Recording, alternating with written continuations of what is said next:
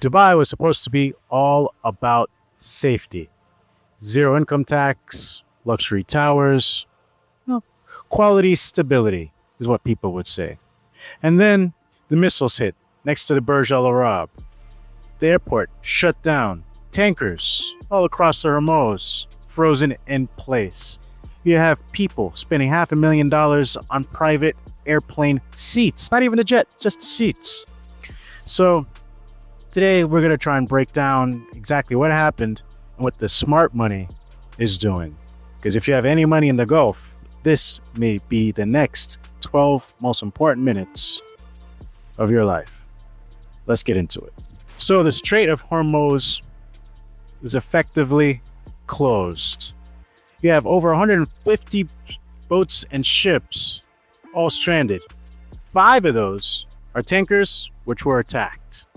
And now, because of that, you have war insurance, if you have that, by the way, is up 8-fold. And ships and tankers are now charging up to $420,000 per day, effectively driving and spiking up oil 17% in the past few days. And, that leads to a lot of things. And the thing that a lot of people are not talking about, the elephant in the room, is that Dubai runs on confidentiality. And confidentiality is binary. Dubai positioned itself as the Switzerland of the Middle East, a financial hub, stable, untouchable, but missiles do not care about branding. When debris lands near Palm Jumeirah and Jebel Ali port, let's just say the psychology changes overnight. And here's the uncomfortable truth.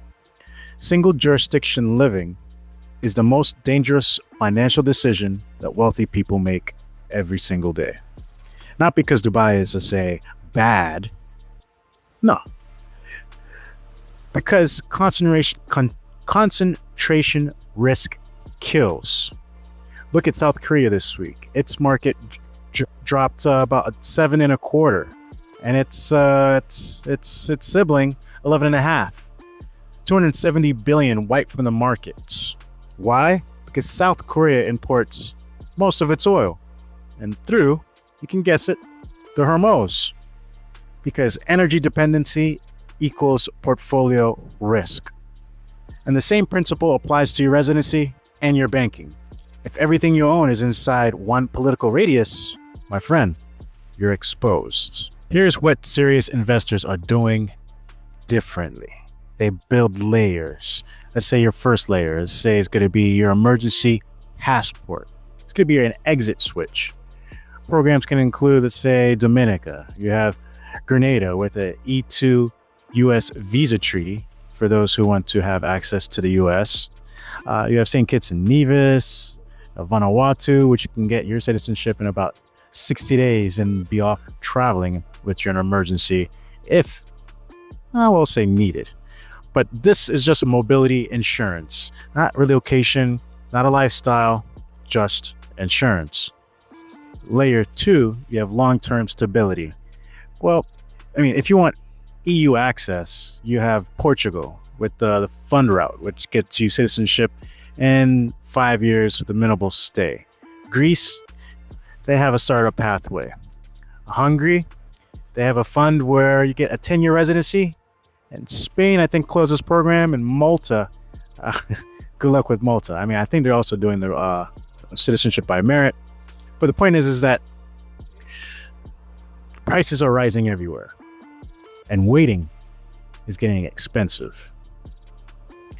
Also, we have layer 3, banking diversification. Number 1 rule, never keep all your liquid assets in one jurisdiction, because serious diversification has hubs. For example, like Singapore or Switzerland, even the United Arab Emirates. But don't abandon the UAE. You just stop making it your only pillar. When the strikes hit, something fascinating happened. Iran's largest exchange saw a 700% surge in outflows within minutes. Crypto is the only asset trading 24/7. But here's the nuance. Bitcoin dropped 9% when the missiles hit, and gold surged. So no, Bitcoin isn't a digital gold, but it is a crisis-useful settlement layer. It's how money moves when banks are closed. That's the difference from being a safe haven. So the smart money is utility, not ideology. So here's the hard truth. Most people don't act until pain forces them. Spain's golden visa is closed. Caribbean prices doubled in 12 months. Greece prime zone jumped from 250,000 to over 800,000 euros.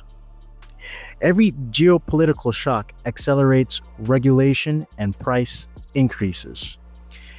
And here's the part you really need to hear. If you are financially successful and still structurally exposed just to one country, that's not a strategy. That is procrastination.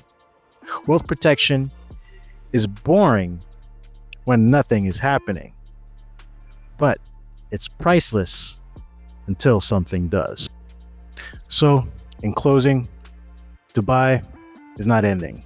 The Gulf is not collapsing, but the illusions just died. If you're currently in a country which became unstable overnight, tomorrow, how many switches could you flip? 1, 3. Well, at wealthandrich.com, we build these switches for you before you need them. Because in the world of global wealth management, speed is leverage and optionality is power. So until the next one, stay healthy, wealthy, and wise.